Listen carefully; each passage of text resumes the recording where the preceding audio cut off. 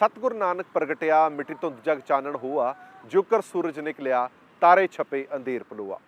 पहली पातशाही साहब श्री गुरु नानक देव जी का 550वां प्रकाश पुरब आ रहा है तो इस लैके पूरी दुनिया दे विच वसदे नानक नाम लेवा सिखां दे विच उत्साह जोश भरिया होया।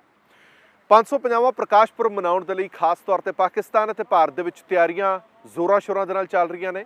एक पासे करतारपुर साहब का लांघा खुलण वाला है तो दूजे पासे सुल्तानपुर लोधी दे विच तैयारियां जंगी पद्धर ते चल रही ने। हुण सिर्फ तैयारियां ही नहीं सगों समागमां की शुरुआत भी हो गई है। 1 नवंबर यानी कि अज तो सुल्तानपुर लोधी विखे श्रोमणी गुरुद्वारा प्रबंधक कमेटी वालों समागमां की शुरुआत कर दी गई है तो दूजे पासे करतारपुर कोरीडोर खुलण दे लई सारियां लगभग तैयारियां मुकम्मल हो चुकी ने। 9 तरीक तो लांघा खुलण जा रहा है, जिसका उद्घाटन खुद प्रधानमंत्री करनगे। प्रधानमंत्री नरेंद्र मोदी जाके उद्घाटन करेंगे। उस तो बाद जत्थियां दे रूप दे विच सिख संगत जाके दर्शन दिदारे कर सकेगी। अज दी साडी खास पेशकश दे विच असीं दिखावांगे कि किवें करतारपुर साहब कोरीडोर दे खुलण दीयां तैयारियां चल रही ने और किस तरह मुख समागम ने जिहड़े वो शुरुआत हो चुकी है उन्हां दी सुल्तानपुर लोधी विखे। आओ शुरुआत करते हैं साडे इस खास प्रोग्राम की। लंबी जदोजहद तो बाद आखिरकार सिखां दी अरदास पूरी होण जा रही है। बाबे नानक की धरती के दर्शन दिदारे लई 9 तरीक का दिन वो इतिहासिक दिन बनन जा रहा जदों सिखां दी नितनेम दे विच कीती जाण वाली अरदास पूरी होवेगी ते बाबे नानक के दर दे खुले दर्शन दिदारे लई राह खुलेगा। लांघा खुलण की गल तो लैके कोरीडोर बनाए जाण दे वक्फे दौरान कई पड़ाव आए ते नफा नुकसान तक की गल चली, पर जेकर इस कदम के हर पहलू ते झात मारीए तां वड्डे फायदे ही नज़र आउंदे ने। सब तो पहले करतारपुर साहब का लांघा खुलण नाल सिखां दी वड्डी अरदास पूरी होण जा रही है, जो एक वेले कहा जाता सी कि शायद इतिहासिक ते वडभागा मौका कदे नहीं आ पावेगा, पर वो अरदास सुनी गई। दूजा पहलू यह भी है कि लांघा खुल जाण नाल आर्थिक तौर पर कमजोर चल रहे पाकिस्तान की कुछ दशा सुधरन के असार वड्डे पद्धर ते ने। वीजे के तौर पर लगाएगी $20 की शर्त नाल हर रोज़ पाकिस्तान लाखां रुपए कमाएगा, जिस नाल पाकिस्तान की आर्थिक हालत यकीनन तौर पर चंगी बनेगी। इस तो इलावा दर्शन दिदारे करन वेले मत्था टेकण के रूप दे विच भेंट किया गया चढ़ावा भी पाक गुरधामां ते होर कारजां लई लाहेवंद होवेगा। इस कदम नाल होर गुरधामां लई राह खुलण दे असार बनने यकीनी ने। जिस तरह पाकिस्तान वालों करतारपुर साहब दे लई लांघा खोलिया गया, उस तरह दूजे गुरधामां लई भी हर रोज़ के दर्शन दिदारिਆਂ लई भी पेशकश हो सकती है। अहम गल रहेगी कि हमेशा दुनिया के नक्शे ते भारत पाकिस्तान बेशक दो सके भरावां दे वखरे होण अते आपसी संबंध चंगे ना होण वाली कहानी पेश करते आ रहे ने, पर इस कदम नाल आपसी संबंध मजबूत होणगे ते दोवें देश विकास के राह वल वधणगे। इस कदम नाल वपारक दशा दोहां देशां दी चंगी बनन दे असार भी वड्डे पद्धर ते ने। वाघा बार्डर तो बाद हुसैनीवाला सरहद तो भी वपारक संबंध वध सकते ने, इस गल तो इनकार नहीं किया जा सकता। दोहां देशां दी आपसी विरासत का आदान प्रदान भी होवेगा। उम्मीद है कला ते सभ्याचारक पक्षों कुछ नवां ते पुरातन विरसे नूं सांभण ते विखण दा मौका मिलेगा। भाषा किसी भी देशां दे संबंध विच अहम भूमिका अदा करती है। यकीनन तौर पर पंजाबी भाषा के पसार ते प्रसार दे विच भी वाधा होवेगा। ये तमाम पहलू ने जो साफ करते हैं कि लांघा सिर्फ हद्दां दे विचकार ही नहीं खुलण जा रहा, सगों दो देशों के वसनीकां दे विच नवीं सोच भी लैके आएगा। उम्मीद यही है कि सब चंगा होवेगा ते जो चंगा होवेगा वो दुनिया लई मिसाल बनेगा। करतारपुर साहब के लांघे के ऐलान तो लैके हुण तक कई पड़ावां दे विचों ये लांघा लंघिया। कई बार हालात तनावपूर्ण दोवें मुल्कां दे विचकार होए तो एक प्रश्न चिन्ह लगता रहा कि की लांघा मुकम्मल हो पाएगा। आखिरकार अरदास सुनी गई तो लांघा मुकम्मल हो गया तो इसका उद्घाटन भी होण जा रहा। हुण मसला यही है कि सिर्फ तो सिर्फ धार्मिक आस्था नाल ही जोड़ के इसनूं देखा जा सकता है या लगता है कि इसके पिछे भी कोई सियासत हैगी है। जे सियासी पक्षों देखा जाए तो इसका लाहा किस नूं मिलिया? निसंदेह इसका लाहा जिथे पाकिस्तान के प्रधानमंत्री इमरान खान नूं मिलिया, उत्थे ही भारत के प्रधानमंत्री नरेंद्र मोदी होरां नूं भी मिलिया, क्योंकि यह एक अजिही प्रक्रिया सी, यह एक अजिहा काम सी जिहड़ा दोवें मुल्कां की रजामंदी तो बिना सिरे नहीं चढ़ सकता सी। जे प्रधानमंत्री इमरान खान ने इस लई खुलदली दिखाई तो उसका दोहां बाहां खिलार के प्रधानमंत्री नरेंद्र मोदी ने स्वागत किया तो काम नेपरे चढ़ सकिया। एक झात पा लैंदे आ कि किस नूं किन्ना सियासी लाहा मिलिया इस लांघे तो। लांघे नूं सिर्फ वपारक लाभ ਜਾਂ ਧਾਰਮਿਕ ਆਸਥਾ ਨਾਲ ਹੀ ਨਹੀਂ ਦੇਖਿਆ ਜਾਣਾ ਚਾਹੀਦਾ। ਇਸ ਦਾ ਇੱਕ ਹੋਰ ਅਹਿਮ ਪਹਿਲੂ ਸਿਆਸੀ ਅਕਸ ਨਾਲ ਵੀ ਜੁੜਿਆ ਹੋਇਆ। ਜਿਸ ਵੇਲੇ ਪੂਰੀ ਦੁਨੀਆ ਦੇ ਵਿੱਚ ਪਾਕਿਸਤਾਨ ਆਪਣੇ ਦਹਿਸ਼ਤਗਰਦ ਗਰੁੱਪਾਂ ਅਤੇ ਟਿਕਾਣਿਆਂ ਕਾਰਨ ਨਫ਼ਰਤ ਦਾ ਪਾਤਰ ਬਣਿਆ ਹੋਇਆ ਹੈ, ਉਸੇ ਵੇਲੇ ਠੀਕ ਪਾਕਿਸਤਾਨ ਦੇ ਵਜ਼ੀਰ ਆਲਮ ਇਮਰਾਨ ਖਾਨ ਨੇ ਕਰਤਾਰਪੁਰ ਲਾਂਘਾ ਖੋਲ ਕੇ ਨਾ ਸਿਰਫ ਸਿੱਖ ਭਾਈਚਾਰੇ ਦੇ ਵਿੱਚ ਆਪਣੀ ਥਾਂ ਬਣਾਈ, ਸਗੋਂ ਦੁਨੀਆ ਭਰ ਦੇ ਵਿੱਚ ਆਪਣਾ ਤੇ ਆਪਣੀ ਸਰਕਾਰ ਦਾ ਸਕਾਰਾਤਮਕ ਸੰਕੇਤ ਵੀ ਦਿੱਤਾ। ਲਾਂਘੇ ਨੇ ਇਮਰਾਨ ਖਾਨ ਨੂੰ ਸਿੱਖ ਕੌਮ ਦੇ ਵਿੱਚ ਹੀਰੋ ਦੇ ਰੂਪ ਦੇ ਵਿੱਚ ਪੇਸ਼ ਕੀਤਾ, ਜਿਸ ਨੇ तमाम ਔਕੜਾਂ ਤੇ ਚੁਣੌਤੀਆਂ ਦੇ ਬਾਵਜੂਦ ਇਸ ਕਾਰਜ ਨੂੰ ਨੇਪਰੇ ਚਾੜ ਦਿੱਤਾ। ਸਿਆਸੀ ਫਾਇਦੇ ਦੇ ਵਿੱਚ ਇੱਕ ਹੋਰ ਗੱਲ ਵੀ ਪਾਕਿਸਤਾਨ ਤੇ ਇਮਰਾਨ ਖਾਨ ਦੇ ਖੇਮੇ ਦੇ ਵਿੱਚ ਆਉਂਦੀ ਹੈ ਕਿ ਆਪਣੀ ਧਾਰਮਿਕ ਕੱਟੜਤਾ ਕਾਰਨ ਵੀ ਪਾਕਿਸਤਾਨ ਹਮੇਸ਼ਾ ਹੀ ਸੁਰੱਖਿਆ ਤੇ ਵਿਵਾਦਾਂ ਦੇ ਵਿੱਚ ਰਹਿੰਦਾ ਹੈ।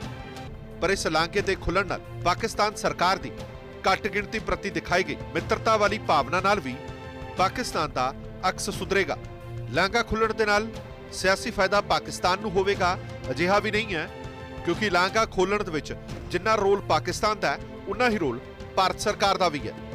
ਅੱਜ ਤੋਂ ਕੁਝ ਮਹੀਨੇ ਪਹਿਲਾਂ ਦੇਸ਼ ਦੇ ਪ੍ਰਧਾਨ ਮੰਤਰੀ ਨਰਿੰਦਰ ਮੋਦੀ ਹੋਰਾਂ ਨੇ ਕਿਹਾ ਸੀ ਕਿ ਜੇ ਬਰਲਿਨ ਦੀ ਦੀਵਾਰ ਗਿਰ ਸਕਦੀ ਹੈ ਤਾਂ ਭਾਰਤ ਪਾਕ ਦੇ ਸਬੰਧਾਂ ਦੇ ਵਿੱਚ ਵੀ ਇੱਕ ਕਰਤਾਰਪੁਰ ਲਾਂਘਾ ਇੱਕ ਨਵੀਂ ਸੋਚ ਤੇ ਸ਼ੁਰੂਆਤ ਲੈ ਕੇ ਆ ਸਕਦਾ ਹੈ।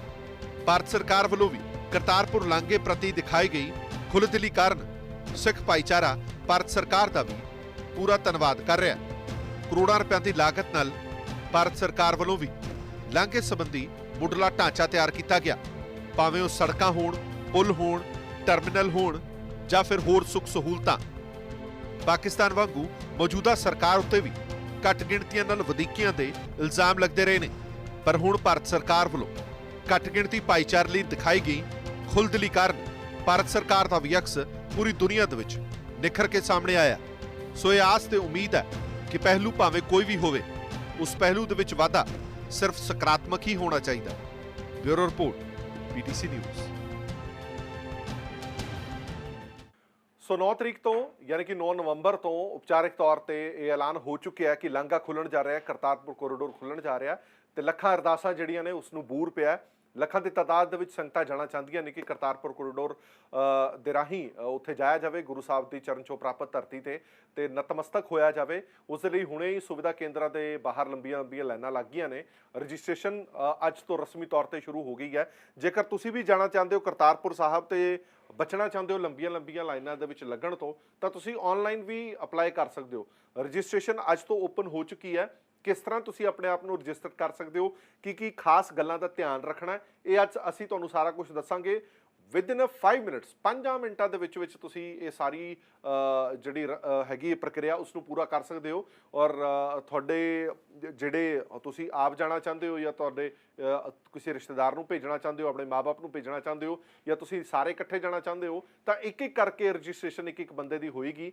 ਬੜੇ ਹੀ ਸੌਖੇ ਤਰੀਕੇ ਨਾਲ ਰਜਿਸਟ੍ਰੇਸ਼ਨ ਹੋਏਗੀ, ਤੁਹਾਨੂੰ ਦਿਖਾਵਾਂਗੇ। ਸਭ ਤੋਂ ਪਹਿਲਾਂ ਤੁਹਾਨੂੰ ਦੱਸ ਦਿੰਦੇ ਕਿ ਵੈਬਸਾਈਟ ਕਿਹੜੀ ਹੈ ਜੇ ਤੁਸੀਂ ਆਨਲਾਈਨ ਅਪਲਾਈ ਕਰਨਾ। ਤੁਸੀਂ ਪੋਰਟਲ ਤੇ ਜਾ ਕੇ prakashpurab550.mha.gov.in prakashpurab550.mha.gov.in ਇਹ ਜਦੋਂ ਤੁਸੀਂ ਖੋਲੋਗੇ ਤਾਂ ਆ ਪੇਜ ਜਿਹੜਾ ਇਹ ਖੁੱਲ ਜਾਏਗਾ। ਇਸ ਪੇਜ ਤੇ ਤੁਹਾਨੂੰ ਸਾਫ਼ ਨਜ਼ਰ ਆ ਰਿਹਾ ਪ੍ਰਕਾਸ਼ਪੁਰਬ 550। ਇਹ ਬਹੁਤ ਵਧੀਆ ਇੱਕ ਚਿੱਤਰ 3D ਚਿੱਤਰ ਦਿੱਤਾ ਗਿਆ। ਹਾਲਾਂਕਿ ਇਹ ਜਿਹੜਾ ਚਿੱਤਰ ਦਿੱਤਾ ਗਿਆ ਇਹ ਪੂਰੀ ਤਰ੍ਹਾਂ ਕੰਪਲੀਟ ਹਾਲੇ ਤੱਕ ਨਹੀਂ ਹੋਇਆ। ਇਹ ਟਰਮੀਨਲ ਬਣਾਏ ਗਏ ਨੇ, 3 ਟਰਮੀਨਲ ਵੱਖੋ ਵੱਖਰੇ ਬਣਾਏ ਗਏ ਨੇ, ਇਹ ਮੁਕੰਮਲ ਨਹੀਂ ਹੋਏ ਨੇ, ਪਰ ਇਹ ਇੱਕ ਮਾਡਲ ਦੱਸਿਆ ਗਿਆ ਕਿ ਇਸ ਤਰ੍ਹਾਂ ਦਾ ਟਰਮੀਨਲ ਹੋਏਗਾ ਜਦੋਂ ਇਹ ਲਾਂਘਾ ਪੂਰਾ ਹੋ ਜਾਏਗਾ। ਸਭ ਤੋਂ ਪਹਿਲਾਂ ਤੁਸੀਂ ਰਜਿਸਟ੍ਰੇਸ਼ਨ ਕਰਨ ਤੋਂ ਪਹਿਲਾਂ ਜਿਹੜੀਆਂ ਇੰਸਟਰਕਸ਼ਨਸ ਨੇ ਉਹ ਪੜ੍ਹਨੀਆਂ ਬੜੀਆਂ ਜ਼ਰੂਰੀ ਨੇ ਕਿ ਕੀ ਇੰਸਟਰਕਸ਼ਨਸ ਨੇ। ਉਹ ਜਦੋਂ ਤੁਸੀਂ ਕਲਿੱਕ ਕਰੋਗੇ ਤਾਂ ਇੱਥੇ ਸਾਰਾ ਡਿਟੇਲ ਦੇ ਵਿੱਚ ਆ ਜਾਏਗਾ ਕਿ ਤੁਸੀਂ ਜਿਹੜੀ ਰਜਿਸਟ੍ਰੇਸ਼ਨ ਹੈਗੀ ਹੈ। ਸਭ ਤੋਂ ਪਹਿਲਾ ਪੁਆਇੰਟ ਇਹ ਹੈ ਕਿ ਇਹ ਸਿਰਫ ਕਰਤਾਰਪੁਰ ਸਾਹਿਬ ਦੇ ਲਈ ਹੈ, ਜਿਹੜਾ ਡਿਸਟ੍ਰਿਕਟ ਨਾਰੋਵਾਲ ਦੇ ਵਿੱਚ ਪਾਕਿਸਤਾਨ ਦੇ ਵਿੱਚ ਪੈਂਦਾ, ਹੋਰ ਕਿਸੇ ਗੁਰਦੁਆਰਾ ਸਾਹਿਬਾਨ ਦੇ ਲਈ ਨਹੀਂ ਹੈ। ਇਹ ਤੁਸੀਂ applicant required to register himself herself in advance of propose date of travel. ਜਿਸ ਤਰੀਕ ਨੂੰ ਜਾਣਾ ਉਸ ਤੋਂ ਐਡਵਾਂਸ ਤੁਹਾਨੂੰ ਇੱਥੇ ਭਰਨਾ ਪਏਗਾ ਕਿ ਤੁਸੀਂ ਕਿਸ ਤਰੀਕ ਨੂੰ ਜਾਣਾ ਚਾਹੁੰਦੇ ਹੋ। Registration does not confer a right to travel.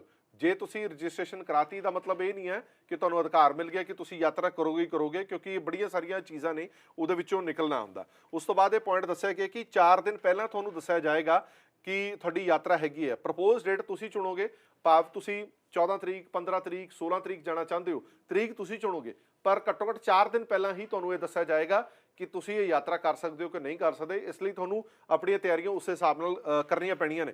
ਇਸ ਤੋਂ ਇਲਾਵਾ ਇਹ ਲਿਖਿਆ ਗਿਆ ਕਿ ਜਿਹੜੇ ਸ਼ਰਧਾਲੂ ਨੇ ਉਹ ਸਵੇਰੇ ਜਾਣਗੇ, ਸ਼ਾਮ ਤੱਕ ਹਰ ਹਾਲਤ ਉਹਨਾਂ ਨੂੰ ਵਾਪਸ ਆਉਣਾ ਪਏਗਾ।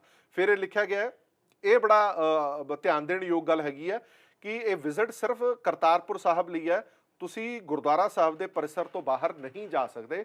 ਤੁਹਾਨੂੰ ਜਿਹੜਾ ਵੀ ਇੱਥੇ ਅਲਾਉ ਕਰਨਗੇ ਜਾਣਾ, ਉਹ ਸਿਰਫ ਤੇ ਸਿਰਫ ਗੁਰਦੁਆਰਾ ਕਰਤਾਰਪੁਰ ਸਾਹਿਬ ਦੇ परिसर के अंदर रह के ही करना पेगा। की तुसी नाल ले जा सकते हो, की तुसी करना है, की नहीं करना, इस बारे भी बड़ी वधिया जानकारी दी गई है। ईको फ्रेंडली मटीरियल लैके जाओगे, कोई भी प्लास्टिक का बैग, कोई भी प्लास्टिक का लिफाफा तुसी नहीं नाल लैके जाना, कोई भी कपड़े का या जूट का बैग लैके जा सकते हो। वध तो वध 11,000 रुपये इंडियन करंसी के मुताबिक तुसी अपने नाल ले जा सकते हो। इस तो वध पैसे अलाउ नहीं करनगे, क्योंकि उत्थे बहुती खरीदारी करनी दी जाएगी। यानी कि जे तुसी चढ़ावा, जे तुसी चाहते हो कि मैं मत्था टेकना या मैं गुलक दे विच पैसे पाने ने या मैं उत्थे कार सेवा लई देना, तो 11,000 तो वध दी रकम तुसी उत्थे नहीं दे सकोगे, ये मैंशन किया गया। इस तो इलावा जिहड़ा तुहाडे नाल बैग होएगा उसका वजन वध तो वध सिर्फ तो सिर्फ 7 किलो हो सकता। 7 किलो तो वाधू जिन्ना समान होएगा वो सारा उत्थे कढ़ दिता जाएगा। जिवें तुसी फ्लाइट दे विच जदों सफ़र करते हो, जिन्ना भी तुहाडा वाधू हुंदा है समान वो कढ़ दिता जांदा। सेम इस तरह होएगा। पीण वाला पानी तुसी अपने नाल ले जा सकते हो। इस तो इलावा होर चीज़ां लिखियां हुईयां ने कि तंबाकू, शराब, अजिहियां चीज़ां बिल्कुल नहीं लैके जाणियां। तुसी किस तो बिना पुछे उसकी फोटोग्राफी नहीं कर सकते। उच्ची लाउड म्यूजिक लगाना भी नहीं अलाउ किया जाएगा। ये जिहड़ियां जनरल इंस्ट्रक्शनस ने जिहड़ियां दित्तियां गईयां ने। इस तो इलावा एक होर मेन गल है, जो तुसी ऑनलाइन अप्लाई करना है उस तो पहला ये जरूर पढ़ लो कि रजिस्ट्रेशन फिल करन तो पहला किहड़ियां इंस्ट्रक्शन ने। ये सीगियां जनरल, ये सीगियां कि रजिस्ट्रेशन फॉर्म भरन तो पहला किहड़ियां गल्लां ने। जो तुसीं इत्थे क्लिक करोगे तो इत्थे आ जाएगा। इत्थे लिखिया होया कि तुहाडे कंप्यूटर दे विच वो सारियां चीज़ां सॉफ्टवेयर होने चाहिए ने जिस दे राहीं तुसीं ये फॉर्म फिल कर सको। इस तो इलावा ये लिखा गया कि अपना ब्लड ग्रुप तुहानूं जरूर पता होना चाहिए। जो तुसीं फॉर्म भरन तो पहला घट्टो घट्ट तुहानूं लिखा होना चाहिए कि तुहाडा ब्लड ग्रुप की है, क्योंकि जो एक बार तुसीं फॉर्म भरन लग जाओगे, ऑनलाइन फॉर्म भरोगे तो 3-4 पड़ाव ने। वो पड़ाव, एक पड़ाव, 2 पड़ाव, तीजा पड़ाव जो पार करोगे, चौथे पड़ाव या तीजे पड़ाव तुहाडे तो ब्लड ग्रुप पूछा जाएगा। फिर तुहानूं जे नहीं पता होएगा तो वो खजल खुआरी होंदी है। उस तो इलावा ਤੁਹਾਡੇ ਕੋਲ ਪਾਸਪੋਰਟ ਹੋਣਾ ਚਾਹੀਦਾ। ਇਹ ਗੱਲ ਬੜੀ ਖਾਸ ਤੇ ਧਿਆਨ ਦੇਣ ਯੋਗ ਹੈ। ਹਾਲਾਂਕਿ ਪਾਕਿਸਤਾਨ ਦੇ ਪ੍ਰਧਾਨ ਮੰਤਰੀ ਇਮਰਾਨ ਖਾਨ ਨੇ ਕਹਿ ਦਿੱਤਾ ਕਿ ਪਾਸਪੋਰਟ ਦੀ ਜ਼ਰੂਰਤ ਨਹੀਂ ਹੈ, ਪਰ ਜਦੋਂ ਤੁਸੀਂ ਆਨਲਾਈਨ ਅਪਲਾਈ ਕਰੋਗੇ ਤਾਂ ਫਿਲਹਾਲ ਇਹ ਪਾਸਪੋਰਟ ਹੀ ਡਿਮਾਂਡ ਕਰਦਾ, ਕੋਈ ਹੋਰ ਆਈਡੀ ਪ੍ਰੂਫ ਡਿਮਾਂਡ ਨਹੀਂ ਕਰਦਾ। यानी कि इसका मतलब ये है कि तुसी फिलहाल ऑनलाइन जिहड़ा अप्लाई कर सकते हो पासपोर्ट के जरिए ही कर सकते हो। तुसी आधार कार्ड या होर कोई आईडी प्रूफ के जरिए ऑनलाइन अप्लाई नहीं कर सकते, ये एक्सैप्ट नहीं करेगा। जदों असीं अधिकारियों नाल गल कीती तां अधिकारियों ने कहा कि सानू ऑफिशियल तौर पर लैटर हले सिर्फ यही आई है कि पासपोर्ट के जरिए ही तुसी जा सकते हो। हाले तक ऑफिशियल साडे कोल कोई जानकारी अजिही नहीं है कि तुसी किसी होर आईडी प्रूफ तो भी जा सकते हो। इसलिए जो ऑनलाइन अप्लाई तुसी करना है तो तुहाडे कोल मस्ट पासपोर्ट होना बड़ा जरूरी है, वैलिडेट। इस तो इलावा इत्थे होर चीज़ां भी लिखियां हुई ने कि जिहड़ा एप्लीकेंट है वो खुद जिम्मेवार होएगा कि तुसी जिहड़ी सारी जानकारी दे रहे हो, भावें वो डेट ऑफ बर्थ होवे, तुहाडे नाम दे स्पैलिंग होण, वो एज इट एज जो पासपोर्ट दे विच है वो होने चाहिए ने। जेकर तुसी कोई भी जानकारी गलत हुई या मिस हुई तो वो ग्राउंड ते जाके तुहाडी रिजैक्शन लग सकती है, तुहानूं खारिज किया जा सकता कि तुसी उत्थे नहीं जा सकते। ये सारियां चीज़ां ने। इस तो इलावा होर जिहड़ी ध्यान देण गल वाली हैगी है, जिहड़ी 300 KB के साइज़ की तुहाडी फोटोग्राफ होनी चाहिए है जेपेक फॉर्मेट दे विच। फार्म भरन तो पहला ये सारियां चीज़ां तुहानूं तैयार करनियां पैणीਆਂ ने, क्योंकि बाद दे विच खज्जल खुआरी हुंदी है। Scanned copy of passport size photograph in JPEG format exceeding 300 KB तो वध ये फोटो नहीं होनी चाहिए। इस तो इलावा PDF फॉर्मेट दे विच 500 KB के साइज़ दे विच तुहाडी पासपोर्ट की कापी भी होनी चाहिए है। पहला हिस्सा तो आखिरी हिस्सा, यानी कि पहला हिस्सा जिथे तुहाडी फोटोग्राफ लगी हुई है, आखिरी हिस्सा जिथे तुहाडा एड्रैस मैंशन है। 2 चीज़ां बड़ियां ध्यान देने योग ने, तुहाडी फोटोग्राफ तो तुहाडे पासपोर्ट की कॉपी है जिहड़ी वो तुहाडे कोल स्कैन कीतियां हुईयां दोवें चीज़ां होणियां चाहिए ने। ये फार्म भरन तो पहलां दी तुहाडी सारी तैयारी हैगी है, तुसीं सारी तैयारी पहलां करनी है। इस तो इलावा जदों तुसीं रजिस्ट्रेशन ऑनलाइन अप्लाई कर दोगे तो उसका एक प्रिंट आउट तुसीं अपने कोल रख लो। जदों ही वो तुहाडी एक्सैप्टेशन हो जाएगी, तुहानूं मैसेज आ जाएगा। मैसेज दे फोन के जरिए भी आएगा तो ईमेल के जरिए भी आएगा कि तुहाडी रजिस्ट्रेशन है जिहड़ी वो सक्सैसफुल हो गई है। हुण तुहानूं दिखाने आ कि रजिस्ट्रेशन किवें करनी है। आ अप्लाई ऑनलाइन का एक इत्थे तुहानूं जदों तुसीं जाओगे तो आइकन दिखेगा। जिवें ही इत्थे तुसीं अप्लाई ऑनलाइन करोगे तो तुहाडे तो पुछेगा कि तुसीं फॉरनर हो या इंडियन हो। ਤਾਂ ਤੁਸੀਂ ਇੰਡੀਅਨ ਤੇ ਜਾ ਕੇ ਕਲਿੱਕ ਕਰੋਗੇ ਤਾਂ ਤੁਹਾਡੇ ਤੋਂ ਡੇਟ ਆਫ ਜਰਨੀ ਪੁੱਛੀ ਜਾਏਗੀ ਕਿ ਤੁਸੀਂ ਕਿਸ ਤਰੀਕ ਨੂੰ ਜਾਣਾ ਚਾਹੁੰਦੇ ਹੋ। ਇੱਥੇ ਇਹ ਗੱਲ ਧਿਆਨ ਦੇਣੀ ਹੋ ਗਿਆ, ਹਾਲਾਂਕਿ ਲਾਂਘਾ ਤਾਂ 9 ਤਰੀਕ ਤੋਂ ਖੁੱਲਣ ਜਾ ਰਿਹਾ, ਪਰ 13 ਤਰੀਕ ਤੱਕ ਤੁਸੀਂ ਨਹੀਂ ਜਾ ਪਾਓਗੇ। ਆਲਰੇਡੀ ਬੁਕਿੰਗ ਹੋ ਚੁੱਕੀ ਹੈ। 9 ਤੋਂ ਲੈ ਕੇ 13 ਤੱਕ ਜਿੰਨਾ ਕੋਟਾ ਸੀਗਾ ਸ਼ਰਧਾਲੂਆਂ ਦਾ ਉਹ ਪੂਰਾ ਹੋ ਚੁੱਕਿਆ। 9 ਨੂੰ ਤਾਂ ਵੈਸੇ ਹੀ ਆਮ ਸੰਗਤ ਜਿਹੜੀ ਉਹ ਨਹੀਂ ਜਾ ਪਾਏਗੀ, ਸਿਰਫ ਤੇ ਸਿਰਫ ਜਿਹੜੇ VIPs ਨੇ ਉਹ ਜਾ ਪਾਣਗੇ। ਉਸ ਤੋਂ ਇਲਾਵਾ ਜਿਹੜੀ ਯਾਤਰਾ 13 ਤਰੀਕ ਤੱਕ ਹੈਗੀ ਹੈ ਉਹ ਲਗਭਗ ਮੁਕੰਮਲ ਹੋ ਚੁੱਕੀ ਹੈ। ਤੁਸੀਂ ਜੇ ਯਾਤਰਾ ਕਰਨਾ ਚਾਹੁੰਦੇ ਹੋ ਤਾਂ 14 ਤਰੀਕ ਤੋਂ ਹੀ ਤੁਸੀਂ ਕਰ ਪਾਓਗੇ, ਉਸ ਤੋਂ ਪਹਿਲਾਂ ਨਹੀਂ ਕਰ ਪਾਓਗੇ। ਜੇ ਤੁਸੀਂ 14 ਤਰੀਕ ਫਰਜ਼ ਕਰੋ ਤੁਸੀਂ 14 ਤਰੀਕ ਜਾਣਾ ਚਾਹੁੰਦੇ ਹੋ ਜਾਂ 13 ਤਰੀਕ ਜਾਣਾ ਚਾਹੁੰਦੇ ਹੋ, 13 ਦਾ ਵੀ ਆਪਸ਼ਨ ਹੈਗਾ। 12 ਤਰੀਕ ਤੱਕ ਇਹ ਫੁੱਲ ਹੈ ਕਿਉਂਕਿ ਗੁਰਪੁਰਬ ਹੈਗਾ 12 ਤਰੀਕ ਨੂੰ। 13 ਤਰੀਕ ਤੁਸੀਂ ਜਾਂਦੇ ਹੋ ਤਾਂ ਇੱਥੇ ਤੁਹਾਨੂੰ ਸਲੋਟ ਅਵੇਲੇਬਿਲਿਟੀ ਦੀ ਆਪਸ਼ਨ ਆਏਗੀ, ਯੈਸ 13 14 15 18 ਤੱਕ ਇਹ ਸਾਰਾ ਡੇਟ ਹੈਗੀਆਂ। ਜੇ ਤੁਸੀਂ 13 ਤੇ ਕਲਿੱਕ ਕਰਦੇ ਹੋ ਤੁਹਾਨੂੰ ਸਿਲੈਕਟ ਕਰਨਾ ਪਏਗਾ। ਉਸ ਤੋਂ ਬਾਅਦ ਇਹ ਤੁਹਾਡੀ ਸਾਰੀ ਡਿਟੇਲਸ ਹੈ ਜਿਹੜੀਆਂ ਇਹ ਆਉਣੀਆਂ ਸ਼ੁਰੂ ਹੋ ਜਾਣਗੀਆਂ। ਇਹ part A B C D 3-4 ਪੜਾਅ ਨੇ। ਜਿਹੜੇ ਪੜਾਅ ਤੁਸੀਂ ਪਾਰ ਕਰੋਗੇ ਤਾਂ ਐਂਡ ਦੇ ਵਿੱਚ ਇਹ ਤੁਹਾਡੀ ਰਜਿਸਟ੍ਰੇਸ਼ਨ ਹੈ ਜਿਹੜੀ ਐਕਸੈਪਟ ਹੋ ਜਾਏਗੀ। ਤੁਹਾਡੇ ਕੋਲ ਪਾਸਪੋਰਟ ਹੋਣਾ ਚਾਹੀਦਾ ਹੈ, ਤੁਹਾਡੇ ਕੋਲ ਤੁਹਾਨੂੰ ਪੂਰੀ ਜਾਣਕਾਰੀ ਹੋਣੀ ਚਾਹੀਦੀ ਹੈ ਕਿ ਤੁਹਾਡਾ ਪਾਸਪੋਰਟ ਕਦੋਂ ਇਸ਼ੂ ਹੋਇਆ ਸੀ, ਕਦੋਂ ਐਕਸਪਾਇਰ ਹੋਣਾ, ਉਹ ਮੈਂਸ਼ਨ ਕੀਤਾ ਹੁੰਦਾ ਪਾਸਪੋਰਟ 'ਤੇ ਸਾਰਾ। ਉਹ ਤੁਹਾਨੂੰ ਕਿੱਥੋਂ ਇਹ ਇਸ਼ੂ ਹੋਇਆ ਸੀਗਾ ਪਾਸਪੋਰਟ, ਇਹ ਸਾਰੀਆਂ ਚੀਜ਼ਾਂ ਨੇ ਜਿਹੜੀਆਂ ਧਿਆਨ ਦੇ ਵਿੱਚ ਰੱਖਣਯੋਗ ਨੇ। ਬਸ ਮੋਟੀ ਗੱਲ ਇਹ ਹੈ ਕਿ ਜਿਹੜੀਆਂ ਅਸੀਂ ਤੁਹਾਨੂੰ ਪਹਿਲਾਂ ਦੱਸੀਆਂ ਨੇ, ਤੁਹਾਨੂੰ ਬਲੱਡ ਗਰੁੱਪ ਪਤਾ ਹੋਣਾ ਚਾਹੀਦਾ, ਤੁਹਾਡੀ ਫੋਟੋ ਤਿਆਰ ਹੋਣੀ ਚਾਹੀਦੀ ਹੈ, ਤੁਹਾਡੇ ਪਾਸਪੋਰਟ ਦੀ ਫੋਟੋ ਕਾਪੀ ਤਿਆਰ ਹੋਣੀ ਚਾਹੀਦੀ ਹੈ। ਔਰ ਵੱਡੀ ਗੱਲ, ਆਨਲਾਈਨ ਤੁਹਾਡੇ ਤੋਂ ਪੈਸੇ ਵੀ ਮੰਗੇ ਜਾਣਗੇ ਕਿ ਤੁਸੀਂ ਫੀਸ ਹੈ ਜਿਹੜੀ $20 ਦੀ ਫੀਸ ਹੈ ਉਹ ਵੀ ਪੇ ਕਰਨੀ ਹੈ। ਤੁਹਾਡੇ ਕੋਲ ATM card, credit card, net banking ਜਾਂ ਹੋਰ ਜਿੰਨੇ ਵੀ ਆਨਲਾਈਨ ਸੋਰਸਿਸ ਹੁੰਦੇ ਨੇ ਪੇਮੈਂਟ ਕਰਨ ਦੇ, ਉਹ ਸਾਰੇ ਤਿਆਰ ਰਹਿਣੇ ਚਾਹੀਦੇ ਨੇ। ਤਾਂ ਤੁਸੀਂ ਆਨਲਾਈਨ ਅਪਲਾਈ ਕਰ ਸਕਦੇ ਹੋ। ਮੁਸ਼ਕਲ ਦੇ ਨਾਲ 5 ਤੋਂ 7 ਮਿੰਟ ਲੱਗਦੇ ਨੇ ਜੇ ਤੁਸੀਂ ਆਨਲਾਈਨ ਅਪਲਾਈ ਕਰੋਗੇ। ਆਨਲਾਈਨ ਅਪਲਾਈ ਕਰਦੇ ਸਾਰ ਤੁਹਾਨੂੰ ਮੈਸੇਜ ਆ ਜਾਏਗਾ ਕਿ ਤੁਹਾਡੀ ਰਜਿਸਟ੍ਰੇਸ਼ਨ ਹੋ ਗਈ ਹੈ ਤੇ ਤੁਸੀਂ ਕਿਸ ਦਿਨ ਯਾਤਰਾ ਕਰ ਸਕਦੇ ਹੋ। ਇਸ ਬਾਰੇ ਤੁਹਾਨੂੰ 4 ਦਿਨ ਪਹਿਲਾਂ ਘੱਟੋ ਘੱਟ ਦੱਸਿਆ ਜਾਏਗਾ ਕਿ ਤੁਸੀਂ ਯਾਤਰਾ ਕਰ ਸਕਦੇ ਹੋ। ਸੋ ਬੜੀ ਚੰਗੀ ਖਬਰ ਹੈ ਕਿ ਅੱਜ ਤੋਂ ਇਹ ਸ਼ੁਰੂ ਹੋ ਗਈ ਹੈ। ਔਰ ਜਿੰਨਾ ਅਸੀਂ ਇਹ ਖੋਜ ਪਾਏ ਆ ਬੈਕ ਐਂਡ ਤੇ ਜਾ ਕੇ, ਅੱਜ ਤੋਂ ਹੀ ਵੱਡੀ ਤਾਦਾਦ ਦੇ ਵਿੱਚ ਲੋਕਾਂ ਨੇ ਆਨਲਾਈਨ ਰਜਿਸਟ੍ਰੇਸ਼ਨ ਕਰਾਉਣੀ ਸ਼ੁਰੂ ਕਰ ਦਿੱਤੀ ਹੈ। ਕਾਫੀ ਐਪਲੀਕੇਸ਼ਨਸ ਇਹਨਾਂ ਕੋਲ ਆਈਆਂ ਨੇ ਤੇ 12 ਤਰੀਕ ਤੱਕ ਦੀ ਲਗਭਗ ਸਾਰੀ ਮੁਕੰਮਲ ਹੋ ਚੁੱਕੀ ਹੈ। ਔਰ ਇਹ ਸਾਰੀਆਂ ਤਿਆਰੀਆਂ ਨੇ ਜਿਹੜੀਆਂ। ਇੱਕ ਹੋਰ ਵੱਡੀ ਗੱਲ ਹੈਗੀ ਹੈ, ਪਹਿਲਾਂ ਇਹ ਵੀ ਕਿਹਾ ਗਿਆ ਸੀਗਾ ਕਿ ਘੱਟੋ ਘੱਟ 10 ਦਿਨ ਪਹਿਲਾਂ ਤੁਹਾਨੂੰ ਰਜਿਸਟ੍ਰੇਸ਼ਨ ਕਰਾਉਣੀ ਪਏਗੀ। ਇਹ ਸ਼ਰਤ ਵੀ ਹੁਣ ਹਟਾ ਦਿੱਤੀ ਗਈ ਹੈ। ਤੁਸੀਂ 4 ਦਿਨ ਪਹਿਲਾਂ ਵੀ ਰਜਿਸਟ੍ਰੇਸ਼ਨ ਕਰਾ ਸਕਦੇ ਹੋ। ਹਾਂ, ਇਹ ਦੇਖਣਾ ਪਏਗਾ ਕਿ ਉਹ ਸਲੋਟ ਅਵੇਲੇਬਲ ਹੈ ਕਿ ਨਹੀਂ ਹੈ ਜਿਸ ਡੇਟ ਤੇ ਤੁਸੀਂ ਜਾਣਾ ਚਾਹੁੰਦੇ ਹੋ। ਸੋ 2-3 ਜਿਹੜੀਆਂ ਮੋਟੀਆਂ ਗੱਲਾਂ ਸੀਗੀਆਂ, ਪਾਸਪੋਰਟ ਦਾ ਸੀਗਾ ਉਹ ਵੀ ਹਟਾ ਦਿੱਤਾ ਗਿਆ ਔਰ 10 ਦਿਨ ਪਹਿਲਾਂ ਦੀ ਸ਼ਰਤ ਸੀ ਉਹ ਵੀ ਹਟਾ ਦਿੱਤੀ ਗਈ ਹੈ। 2 ਦਿਨ ਤੁਸੀਂ ਫ੍ਰੀ ਜਾ ਸਕਦੇ ਸੀ ਜੋ ਕਿ ਹੁਣ ਨਹੀਂ ਜਾ ਸਕਦੇ ਕਿਉਂਕਿ ਬੁਕਿੰਗ ਜਿਹੜੀ ਉਹ ਹੋ ਚੁੱਕੀ ਹੈ। 9 ਤਰੀਕ ਤੇ 12 ਤਰੀਕ ਕਿਹਾ ਗਿਆ ਸੀਗਾ ਕਿ ਫੀਸ ਨਹੀਂ ਲਈ ਜਾਏਗੀ, ਪਰ ਇਹ ਦੋਨਾਂ ਤਰੀਕਾਂ ਦੀ ਬੁਕਿੰਗ ਹੈ ਜਿਹੜੀ ਉਹ ਲਗਭਗ ਮੁਕੰਮਲ ਹੋ ਚੁੱਕੀ ਹੈ। ਸੋ ਜੇਕਰ ਤੁਸੀਂ ਦਰਸ਼ਨ ਦਿਦਾਰੇ ਕਰਨਾ ਚਾਹੁੰਦੇ ਹੋ ਕਰਤਾਰਪੁਰ ਸਾਹਿਬ ਦੇ ਤਾਂ ਇਸ ਪੋਰਟਲ ਦੇ ਜ਼ਰੀਏ ਤੁਸੀਂ ਆਨਲਾਈਨ ਅਪਲਾਈ ਕਰ ਸਕਦੇ ਹੋ। ਇੱਕ ਛੋਟੇ ਜਿਹੇ ਬ੍ਰੇਕ ਦੀ ਰੁਕ ਰਹੇ ਹਾਂ। ਬ੍ਰੇਕ ਤੋਂ ਬਾਅਦ ਵੀ ਸਾਡੀ ਖਾਸ ਪੇਸ਼ਕਸ਼ ਚੱਲਦੀ ਰਹੇਗੀ। ਸੋ ਇਹ ਤਾਂ ਅਸੀਂ ਗੱਲ ਕਰਤਾਰਪੁਰ ਲਾਂਘੇ ਦੀ ਤੇ ਹੁਣ ਚੱਲਦੇ ਹਾਂ ਸੁਲਤਾਨਪੁਰ ਲੋਧੀ। ਗੁਰੂ ਸਾਹਿਬ ਦੀ ਚਰਨ ਛੋਹ ਪ੍ਰਾਪਤ ਧਰਤੀ ਸੁਲਤਾਨਪੁਰ ਲੋਧੀ ਵਿਖੇ ਸਮਾਗਮਾਂ ਦੀ ਸ਼ੁਰੂਆਤ ਹੋ ਗਈ ਹੈ। ਹੁਮਾ ਕੇ ਸੰਗਤ ਪੁੱਜਣੀ ਸ਼ੁਰੂ ਹੋ ਗਈ ਹੈ। ਲੱਖਾਂ ਦੀ ਗਿਣਤੀ ਦੇ ਵਿੱਚ ਸੰਗਤ ਹਰ ਰੋਜ਼ ਆ ਰਹੀ ਹੈ। ਅੱਜ ਤੋਂ ਮੁੱਖ ਸਮਾਗਮਾਂ ਦੀ ਸ਼ੁਰੂਆਤ ਹੋਈ ਹੈ। ਸ਼੍ਰੋਮਣੀ ਗੁਰਦੁਆਰਾ ਪ੍ਰਬੰਧਕ ਕਮੇਟੀ ਵੱਲੋਂ तमाम इंतजाम किए गए हैं। मुख पंडाल लगाया गया जिसनों कौम का पंडाल भी कहा जा रहा है। उत्थे हर रोज़ तकरीबन अज तो लैके 12-13 तरीक तक समागमां की शुरुआत हो गई है। समागम होणगे, गुरु घर के कीर्तनीय गुरबाणी नाल जुड़नगे, भावें वो लंगरां की गल होवे, रहन सहन की गल होवे, तमाम इंतजाम श्रोमणी गुरुद्वारा प्रबंधक कमेटी वालों किए गए हैं। इस तो इलावा सरकार वालों बकायदा एक टेंट सिटी बनाई गई है। जेकर तुसीं सुल्तानपुर लोधी विखे जाना चाहते हो तो रहन सहन का इंतजाम भी तुहाडा भावें वो श्रोमणी गुरुद्वारा प्रबंधक कमेटी ने किया होवे या पंजाब सरकार ने किया होवे, बकायदा उत्थे रहन सहन का पूरा इंतजाम किया होया। आओ एक नज़र पाने किस तरह दी तैयारियां ने, की समागम होने वाले ने ते किवें संगतां दा ठाठा मारदा उत्साह नज़र आ रहा।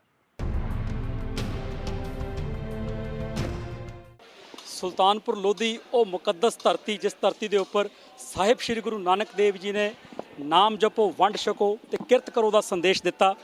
श्री गुरु नानक देव जी के 550 साला प्रकाश पर्व नूं लैके संगतां वल्लों समागमां दे विच भारी गिणती दे विच हिस्सा लिया जा रहा है।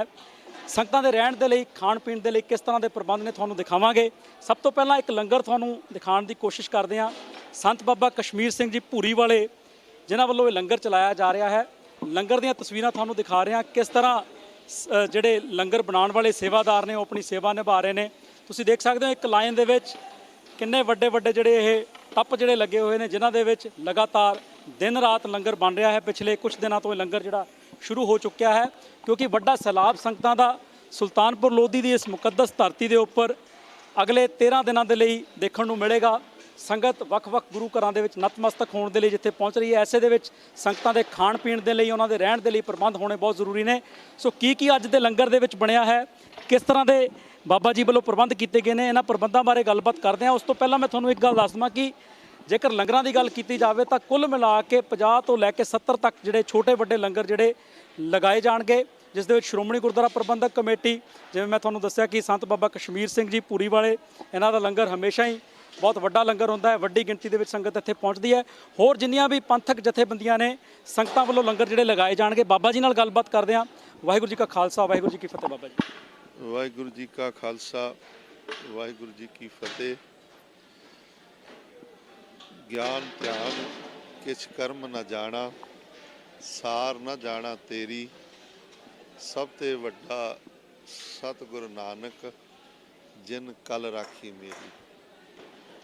ਭਾਈ ਗੁਰਦਾਸ ਜੀ ਨੇ ਤੇ ਸਤਿਗੁਰਾਂ ਦੇ ਬਾਰੇ 'ਚ ਬਹੁਤ ਕੁਝ ਲਿਖ ਕੇ ਅਖੀਰ ਦੇ ਵਿੱਚ ਇਹ ਕਹਿ ਦਿੱਤਾ ਕਿ ਧੰਨ ਨਾਨਕ ਤੇਰੀ ਵੱਡੀ ਕਮਾਈ। ਸਤਿਗੁਰੂ ਨਾਨਕ ਪ੍ਰਗਟਿਆ ਮਿਟੀ ਧੁੰਦ, ਜਗ ਚਾਨਣ ਹੋਆ, ਜਿਉ ਘਰ ਸੂਰਜ ਨਿਕਲਿਆ, ਤਾਰੇ ਛਪੇ ਅੰਧੇਰ ਪਲੋਆ। ਜਗਤ ਗੁਰੂ ਸ਼੍ਰੀ ਗੁਰੂ ਨਾਨਕ ਦੇਵ ਜੀ ਮਹਾਰਾਜ ਦਾ 550 ਸਾਲਾ ਸ਼ਤਾਬਦੀ ਗੁਰਪੁਰਬ ਭਾਵੇਂ ਪੂਰੀ ਦੁਨੀਆ ਦੇ ਵਿੱਚ ਮਨਾਇਆ ਜਾ ਰਿਹਾ, ਪਰ ਜਿੱਥੇ ਗੁਰੂ ਮਹਾਰਾਜ ਆਪਣੀ ਜ਼ਿੰਦਗੀ, ਆਪਣੇ ਜੀਵਨ ਦਾ ਜ਼ਿਆਦਾ ਸਮਾਂ ਬਤੀਤ ਕੀਤਾ, ਵਿਸ਼ੇਸ਼ ਕਰਕੇ ਉਹਨਾਂ ਦੋਵਾਂ ਥਾਵਾਂ ਦਾ ਜੋ ਜ਼ਿਕਰ ਹੈ, ਨਾਮ ਆ, ਉਹ ਸੰਗਤਾਂ ਦੀ ਜ਼ੁਬਾਨ 'ਤੇ ਜ਼ਿਆਦਾ ਹੈ। ਇੱਕ ਤੇ ਜੋ ਹਿੰਦੁਸਤਾਨ ਦੀ ਧਰਤੀ ਦੇ ਉੱਤੇ ਪਾਵਨ ਪਵਿੱਤਰ ਸਥਾਨ ਹੈ, ਗੁਰਦੁਆਰਾ ਸ਼੍ਰੀ ਬੇਰ ਸਾਹਿਬ, ਇਹ ਸੁਲਤਾਨਪੁਰ ਲੋਧੀ ਜੋ ਹੈ ਉੱਥੇ ਸੁਭਾਈਮਾਨ ਹੈ। ਤੇ ਦੂਸਰਾ ਜਿਹੜਾ ਉਹ ਕਰਤਾਰਪੁਰ ਸਾਹਿਬ ਜੋ ਹੁਣ ਇਸ ਵੇਲੇ ਪਾਕਿਸਤਾਨ ਦੇ ਵਿੱਚ ਹੈ। ਇਹਨਾਂ ਦੋਵਾਂ ਥਾਵਾਂ 'ਤੇ ਸੰਗਤਾਂ ਦਾ ਜ਼ਿਆਦਾ ਜੋ ਧਿਆਨ ਹੈ। ਬਾਬਾ ਜੀ, ਸੰਗਤ ਬਹੁਤ ਵੱਡੀ ਗਿਣਤੀ ਦੇ ਵਿੱਚ ਸਮਾਗਮਾਂ ਦੇ ਵਿੱਚ ਸ਼ਿਰਕਤ ਕਰਨ ਦੇ ਲਈ ਪਹੁੰਚਣਾ ਸ਼ੁਰੂ ਹੋ ਚੁੱਕੀ ਹੈ। ਆਪ ਜੀ ਵੱਲੋਂ ਲੰਗਰਾਂ ਦਾ ਪ੍ਰਬੰਧ ਕੀਤਾ ਗਿਆ ਹੈ। ਲੰਗਰਾਂ ਦੀ ਗੱਲ ਕੀਤੀ ਜਾਵੇ ਤਾਂ ਕਿਸ ਤਰ੍ਹਾਂ ਦੇ ਪਕਵਾਨ ਜਿਹੜੇ ਸੰਗਤ ਦੇ ਲਈ ਬਣਾਏ ਗਏ ਨੇ? ਵੇਖੋ, ਜਿਹੜੇ ਲੰਗਰਾਂ ਦੇ ਪਕਵਾਨ ਦਾ ਆਪ ਜੀ ਨੇ ਵਚਨ ਕੀਤਾ, ਲੰਗਰ ਤੇ ਪ੍ਰਸ਼ਾਦੇ ਦਾ, ਸਬਜ਼ੀਆਂ ਦਾ, ਦਾਲਾਂ ਦਾ, ਪਕੌੜੇ ਤੇ ਮਠਿਆਈਆਂ ਦਾ ਲੰਗਰ ਤੇ ਹੋਈ ਹੈ। ਲੰਗਰ ਦੇ ਵਿੱਚ ਪ੍ਰਸ਼ਾਦੇ ਪਕਾਏ ਜਾਣਗੇ। ਪ੍ਰਸ਼ਾਦਾ ਮਿੱਸਾ ਪ੍ਰਸ਼ਾਦਾ ਵੀ ਹੋ ਸਕਦਾ ਹੈ, ਲੋਹ ਦਾ ਪ੍ਰਸ਼ਾਦਾ ਵੀ ਹੋ ਸਕਦਾ ਹੈ, ਤੰਦੂਰ ਦਾ ਪ੍ਰਸ਼ਾਦਾ ਵੀ ਹੋ ਸਕਦਾ ਹੈ। ਜੇ ਤੁਸੀਂ ਪਕੌੜਿਆਂ ਦੀ ਗੱਲ ਕਰੋ ਤੇ ਚਲੋ, ਹੈ ਤੇ ਸਭ ਨੂੰ ਸਭ ਪਤਾ ਹੀ ਹੁੰਦਾ। ਮੈਂ ਦੱਸ ਦਿੰਦਾ ਤੇ ਚਲੋ, ਪਕੌੜਿਆਂ ਦੇ ਵਿੱਚ ਇਹ ਹੈ ਵੀ ਕਈ ਤਰ੍ਹਾਂ ਦੇ ਪਕੌੜੇ ਬਣਾਏ ਜਾਂਦੇ ਨੇ। ਗੋਭੀ ਦੇ ਪਕੌੜੇ ਬਣਦੇ ਨੇ, ਬੈਂਗਣ ਦੇ ਪਕੌੜੇ ਬਣਦੇ ਨੇ, ਬ੍ਰੈਡ ਪਕੌੜਾ ਭਰ ਕੇ ਬਣਾਇਆ ਜਾਂਦਾ ਹੈ, ਮਿਕਸ ਪਕੌੜੇ ਬਣਾਏ ਜਾਂਦੇ ਨੇ, ਫਿਰ ਪਾਲਕ ਦੇ ਪਕੌੜੇ ਵੀ ਬਣਾਏ ਜਾਂਦੇ ਨੇ, ਹੈ ਨਾ। ਇਹ ਪਕੌੜਿਆਂ ਦੇ ਵਿੱਚ ਆ ਜਾਂਦਾ ਸਾਰਾ ਕੁਛ ਬਣਨਾ। ਤੇ ਦੂਸਰੇ ਪਾਸੇ ਸਬਜ਼ੀਆਂ ਦਾ ਆ ਜਾਂਦਾ ਹੈ। ਜੋ ਸਬਜ਼ੀਆਂ ਨੇ, ਭਾਵੇਂ ਉਹ ਚਣੇ ਨੇ, ਭਾਵੇਂ ਉਹ ਆਪਣਾ ਪਾਲਕ ਹੈ, ਭਾਵੇਂ ਉਹ ਸਾਗ ਹੈ ਜਾਂ ਦਾਲਾਂ ਨੇ, ਹਾਂਜੀ, ਇਹ ਸਬਜ਼ੀਆਂ ਦੇ ਵਿੱਚ ਆ ਜਾਂਦੇ। ਇਸੇ ਤਰ੍ਹਾਂ ਮਠਿਆਈਆਂ ਦੇ ਵਿੱਚ ਆ ਜਾਂਦਾ ਹੈ। ਮਿੱਠੇ ਦੇ ਵਿੱਚ ਲੰਗਰ ਦੇ ਵਿੱਚ ਜਲੇਬੀਆਂ ਵੀ ਬਣਾਈਆਂ ਜਾਂਦੀਆਂ ਨੇ, ਖੀਰ ਵੀ ਬਣਾਈ ਜਾਂਦੀ ਆ, ਸੇਵੀਆਂ ਵੀ ਬਣਾਈਆਂ ਜਾਂਦੀਆਂ ਨੇ, ਗੁੜ ਵਾਲੇ ਚੌਲ ਵੀ ਬਣਾਏ ਜਾਂਦੇ ਆ, ਗੁਲਾਬ ਜਾਮੁਨ ਵੀ ਬਣਾਏ ਜਾਂਦੇ ਆ। ਇਹ ਲੰਗਰ 'ਚ ਵਰਤਾਉਣ ਵਾਸਤੇ ਹਨ। ਇੱਕ ਪੱਕਾ ਮਿੱਠਾ ਜਿਹਨੂੰ ਬੋਲਦੇ ਮਠਿਆਈਆਂ ਦੇ ਵਿੱਚ ਹੈ, ਉਹਦੇ ਵਿੱਚ ਵੇਸਣ ਹੋ ਜਾਂਦਾ ਹੈ, ਸ਼ੱਕਰ ਪਾਰੇ ਹੋ ਜਾਂਦੇ ਨੇ, ਬਾਲੂਸ਼ਾਹੀ ਹੋ ਜਾਂਦੇ ਨੇ, ਲੱਡੂ ਹੋ ਜਾਂਦੇ ਨੇ, ਹਾਂਜੀ, ਮੱਠੀਆਂ, ਮਟਰ, ਇਸ ਤਰ੍ਹਾਂ ਕਰਕੇ ਇਹ ਮਿੱਠੇ ਦੀਆਂ ਜਿਹੜੀਆਂ ਨੇ ਚੀਜ਼ਾਂ ਬਣਾਈਆਂ ਜਾਂਦੀਆਂ ਨੇ। ਅਤੇ ਸਾਰਾ ਕੁਛ ਜਿਹੜਾ ਵਾ, ਮੈਂ ਇਹ ਨਹੀਂ ਕਹਿਣਾ ਚਾਹੁੰਦਾ ਕਿ ਸਾਡੇ ਲੰਗਰ ਦੇ ਵਿੱਚ ਇਹ ਸਭ ਕੁਝ ਬਣਨਾ। ਲੰਗਰ ਕਿਸੇ ਵਿਸ਼ੇਸ਼ ਵਿਅਕਤੀ ਦਾ ਨਹੀਂ ਗਾ, ਲੰਗਰ ਕਿਸੇ ਵਿਸ਼ੇਸ਼ ਜਥੇਬੰਦੀ ਦਾ ਨਹੀਂ ਗਾ, ਕਿਸੇ ਸੰਪਰਦਾ ਦਾ ਨਹੀਂ ਗਾ। ਮੈਂ ਸਮਝਾਂਗਾ ਕਿ ਲੰਗਰ ਜਿਹੜਾ ਵਾ ਇਹ ਸ਼੍ਰੀ ਗੁਰੂ ਨਾਨਕ ਦੇਵ ਜੀ ਮਹਾਰਾਜ ਸੱਚੇ ਪਾਤਸ਼ਾਹ ਦਾ ਹੀ ਹੈ।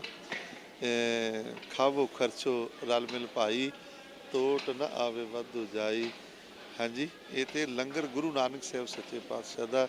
ਬਾਕੀ ਮਹਾਰਾਜ ਨੇ ਜਿਨ੍ਹਾਂ ਜਿਨ੍ਹਾਂ ਤੇ ਵੀ ਹੱਥ ਰੱਖੇ ਨੇ, ਸੰਪਰਦਾਵਾਂ ਤੇ ਜਥੇਬੰਦੀਆਂ ਤੇ, ਉਹਨਾਂ ਸਾਰਿਆਂ ਨੇ ਗੁਰੂ ਦੀ ਕਿਰਪਾ ਤੇ ਸੰਗਤ ਦੇ ਸਹਿਯੋਗ ਦੇ ਨਾਲ ਇੱਥੇ ਆ ਕੇ, ਕਿਉਂਕਿ ਸੇਵਕ ਕੋ ਸੇਵਾ ਬਨ ਆਈ, ਹੁਕਮ ਬੂਝ ਪਰਮ ਪਦ ਪਾਈ। ਹਾਂਜੀ, ਜਿਨ੍ਹਾਂ ਸੇਵਕਾਂ ਨੂੰ ਗੁਰੂ ਸਾਹਿਬ ਨੇ ਸੇਵਾ ਲਾਈ ਆ, ਉਹਨਾਂ ਨੇ ਸੰਗਤਾਂ ਕੋਲੋਂ ਰਸਤਾਂ ਦੇ ਰੂਪ ਦੇ ਵਿੱਚ, ਮਾਇਆ ਦੇ ਰੂਪ ਦੇ ਵਿੱਚ ਇਕੱਠਾ ਕਰਕੇ ਇੱਥੇ ਆ ਕੇ ਫਿਰ ਜਿਹੜੇ ਆ ਉਹ ਕੈਂਪ ਲਾਏ ਨੇ। ਹਾਂਜੀ, ਆ ਵੱਖ-ਵੱਖ ਜਗ੍ਹਾ ਤੇ ਜਿੱਥੇ ਜਿੱਥੇ ਵੀ ਜਿਨ੍ਹਾਂ ਨੂੰ ਜਗ੍ਹਾ ਮਿਲੀ ਆ, ਜਿੰਨੀਆਂ ਵੀ ਨਾਨਕ ਨਾਮ ਲੇਵਾ ਜਥੇਬੰਦੀਆਂ ਨੇ, ਉਹਨਾਂ ਨੇ ਕਿਸੇ ਮਤਲਬ ਕੋਈ ਵੱਡੇ ਰੂਪ ਚ ਲਾ ਲਓ, ਛੋਟੇ ਰੂਪ ਚ ਲਾ ਲਓ, ਸੇਵਾ ਤੇ ਸੇਵਾ ਹੀ ਆ। ਸੇਵਾ ਕੋਈ ਵੱਡੀ ਨਹੀਂ, ਸੇਵਾ ਕੋਈ ਛੋਟੀ ਨਹੀਂ, ਸੇਵਾ ਸ਼ਬਦ ਸਾਰਿਆਂ ਵਾਸਤੇ ਇੱਕੋ ਜਿਹਾ ਹੀ ਹੈ।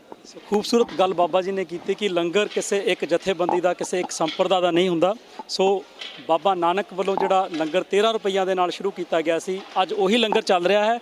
ਬਾਬਾ ਜੀ ਦਾ ਸੁਭਾਅ ਹੈ ਖੁੱਲ੍ਹ ਕੇ, ਬਾਬਾ ਜੀ ਨੇ ਲੰਗਰ ਦੇ ਵਿੱਚ ਕੀ ਕੀ ਪਕਵਾਨ ਬਣੇ ਨੇ ਉਹਨਾਂ ਦੇ ਬਾਰੇ ਨਹੀਂ ਦੱਸਿਆ। ਤੁਹਾਨੂੰ ਦਿਖਾਉਣ ਦੀ ਕੋਸ਼ਿਸ਼ ਕਰਦੇ ਹਾਂ ਕਿ ਕਿੱਡੇ ਵੱਡੇ ਸਕੇਲ ਤੇ ਇਹ ਲੰਗਰ ਜਿਹੜਾ ਬਣ ਰਿਹਾ ਹੈ। ਤੁਸੀਂ ਦੇਖ ਸਕਦੇ ਹੋ ਕਿ ਸਬਜ਼ੀ ਜਿਹੜੀ ਆਲੂਆਂ ਦੀ, ਪਿੱਛੇ ਬੈਂਗਣ ਜਿਹੜੇ ਕੱਟ ਕੇ ਰੱਖੇ ਹੋਏ ਨੇ, ਕੜੀ ਜਿਹੜੀ ਤਿਆਰ ਹੋ ਚੁੱਕੀ ਹੈ, ਚਾਵਲ ਮਿੱਠੇ ਜਿਹੜੇ ਹੈਗੇ ਨੇ ਸੰਗਤਾਂ ਦੇ ਲਈ।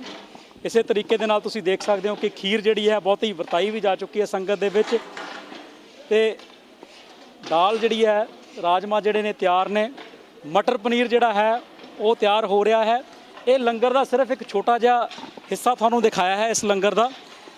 ਪਿੱਛੇ ਜੋ ਸਮਾਨ ਸਟੋਰ ਕੀਤਾ ਹੈ ਸੁੱਕੀ ਰਸ ਦੇ, ਇੱਕ ਵਾਰ ਉਹਦੀ ਵੀ ਝਲਕ ਤੁਹਾਨੂੰ ਜ਼ਰੂਰ ਦਿਖਾਵਾਂਗੇ ਕਿ ਕਿੱਡੀ ਵੱਡੀ ਮਾਤਰਾ ਦੇ ਵਿੱਚ ਜਿਹੜਾ ਸਮਾਨ ਸਟੋਰ ਕਰਕੇ ਰੱਖਿਆ ਹੋਇਆ ਹੈ, ਤਾਂ ਜੋ ਆਉਣ ਵਾਲੇ 13 ਦਿਨਾਂ ਦੇ ਵਿੱਚ ਜਦੋਂ ਸੰਗਤ ਵੱਡੀ ਗਿਣਤੀ ਦੇ ਵਿੱਚ ਸੰਗਤਾਂ ਦਾ ਸੈਲਾਬ ਸੁਲਤਾਨਪੁਰ ਸਾਹਿਬ ਦੀ ਇਸ ਧਰਤੀ ਦੇ ਵਿੱਚ ਧਰਤੀ ਤੇ ਪਹੁੰਚੇਗਾ, ਸੰਗਤਾਂ ਨੂੰ ਕਿਸੇ ਤਰੀਕੇ ਦੀ ਕਿਸੇ ਮੁਸ਼ਕਲ ਦਾ ਸਾਹਮਣਾ ਨਾ ਕਰਨਾ ਪਵੇ। ਤੁਸੀਂ ਦੇਖ ਸਕਦੇ ਹੋ ਕਿ ਮਠਿਆਈਆਂ ਤਿਆਰ ਕੀਤੀਆਂ ਜਾ ਰਹੀਆਂ ਨੇ, ਬੇਸਣ ਜਿਹੜਾ ਤਿਆਰ ਕਰ ਰਹੇ ਨੇ ਜੋ ਇੱਥੋਂ ਸੇਵਾਦਾਰ ਨੇ, ਜਿੱਥੇ ਮਿੱਠੇ ਦਾ ਪ੍ਰਬੰਧ ਕੀਤਾ ਜਾ ਰਿਹਾ ਹੈ, ਤਰ੍ਹਾਂ ਤਰ੍ਹਾਂ ਦੀਆਂ ਸਬਜ਼ੀਆਂ, ਤਰ੍ਹਾਂ ਤਰ੍ਹਾਂ ਦੇ ਪਕਵਾਨ ਜਿਹੜੇ ਬਣਾਏ ਜਾ ਰਹੇ ਨੇ।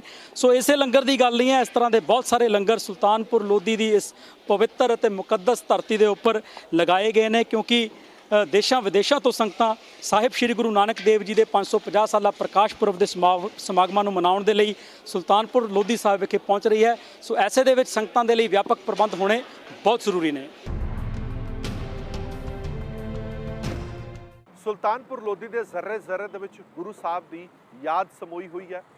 ਗੁਰੂ ਸਾਹਿਬ ਇੱਥੇ ਲੰਬਾ ਸਮਾਂ ਰਹੇ। ਗੁਰੂ ਸਾਹਿਬ ਦੇ ਜੀਵਨ ਕਾਲ ਨਾਲ ਸੰਬੰਧਿਤ ਇੱਥੇ ਕਈ ਇਤਿਹਾਸਕ ਗੁਰਦੁਆਰੇ ਨੇ। ਉਹਨਾਂ ਦੇ ਵਿੱਚੋਂ ਹੀ 2 ਗੁਰਦੁਆਰਾ ਸਾਹਿਬਾਨਾਂ ਦੇ ਤੁਹਾਨੂੰ ਦਰਸ਼ਨ ਕਰਾਉਂਦੇ ਹਾਂ।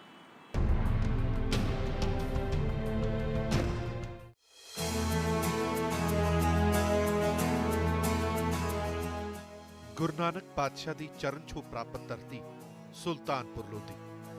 ਗੁਰੂ ਪਾਤਸ਼ਾਹ ਨੇ ਆਪਣੇ ਜੀਵਨ ਦਾ ਲੰਬਾ ਸਮਾਂ ਇਸ ਧਰਤੀ ਤੇ ਬਤੀਤ ਕੀਤਾ।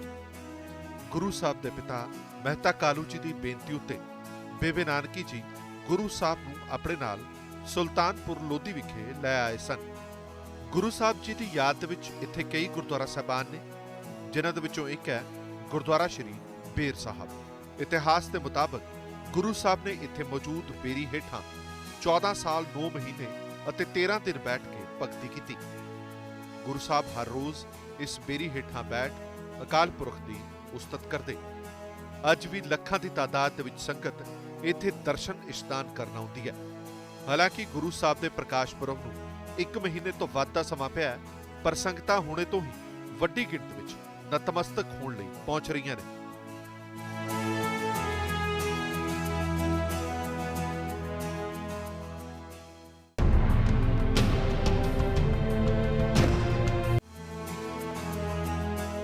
ਗੁਰਦੁਆਰਾ ਬੇਰ ਸਾਹਿਬ ਤੋਂ ਕੁਝ ਹੀ ਦੂਰੀ ਤੇ ਸਥਿਤ ਹੈ ਗੁਰਦੁਆਰਾ ਸੰਤ ਘਾਟ ਸਾਹਿਬ। ਬੇਈ ਨਦੀ ਦੇ ਕੰਢੇ ਸਥਿਤ ਇਸ ਗੁਰਦੁਆਰਾ ਸਾਹਿਬ ਦਾ ਸਿੱਖ ਇਤਿਹਾਸ ਦੇ ਵਿੱਚ ਬਹੁਤ ਵੱਡਾ ਸਥਾਨ ਹੈ। ਗੁਰੂ ਨਾਨਕ ਦੇਵ ਜੀ ਇੱਕ ਦਿਨ ਬੇਈ ਨਦੀ ਦੇ ਵਿੱਚ ਇਸ਼ਨਾਨ ਕਰਨ ਲਈ ਗਏ ਤੇ ਇਤਿਹਾਸ ਦੱਸਦਾ ਕਿ 3 ਦਿਨ ਤੱਕ ਉਹ ਬਾਹਰ ਨਾ ਆਏ। 3 ਦਿਨ ਬਾਅਦ ਜਦੋਂ ਗੁਰੂ ਸਾਹਿਬ ਬਾਹਰ ਆਏ ਤਾਂ ਉਹਨਾਂ ਮੂਲ ਮੰਤਰ ਦਾ ਉਚਾਰਨ ਕੀਤਾ। ਇਹ ਗੁਰਦੁਆਰਾ ਸਾਹਿਬ ਅੱਜ ਉਸੇ ਸਥਾਨ ਤੇ ਮੌਜੂਦ ਹੈ। ਅੱਜ ਵੀ ਇੱਥੇ ਸੰਗਤ ਵੱਡੀ ਗਿਣਤੀ ਵਿੱਚ ਨਤਮਸਤਕ ਹੋਣ ਲਈ ਪੁੱਜਦੀ ਹੈ ਤੇ ਮੂਲ ਮੰਤਰ ਦਾ ਉਚਾਰਨ ਕਰਦੀ ਹੈ।